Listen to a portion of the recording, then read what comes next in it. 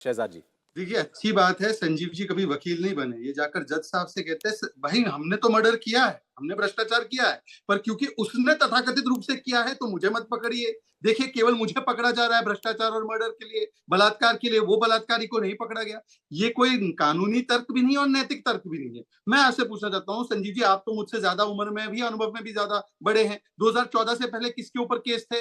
वही कांग्रेस, वही डीएमके, वही आरजेडी, वही सपा, वही बसपा, वही टीएमसी, वही लोग, और आज भी उन्हीं पर कार्रवाई हो रही है। भाई उनका चरित्र अगर सत्ता से पहले और सत्ता से बाद दोनों जगह भ्रष्टाचार करने का, और मैं तो आपको बोल रहा हूँ छोड़ दीजिए इसको, आप पूछिए ना कि शराब घोटाला जो छत्तीसगढ़ में हुआ, नॉट दिल्ली वाला, उसमें तो कोर्ट ने अभी 6 अक्टूबर को आदेश दिया है।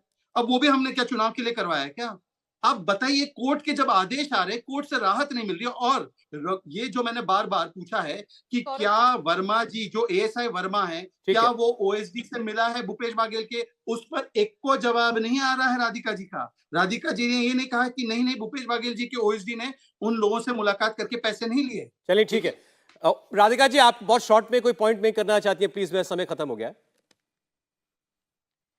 मैं बहुत इंपॉर्टेंट 2 पॉइंट बताना चाहती हूँ। ईडी कई महीनों से इस पे जांच कर रही है और कई महीनों से कहती आ रही है कि शुभम सोनी वहां पे काम करता था। ऐसा क्या हो गया कि 2 दिन में, अब 2 दिन पहले शुभम सोनी कहता है जी मैं वहां का मालिक हूं, अभी तक तो ईडी के हिसाब से वो मैनेजर था।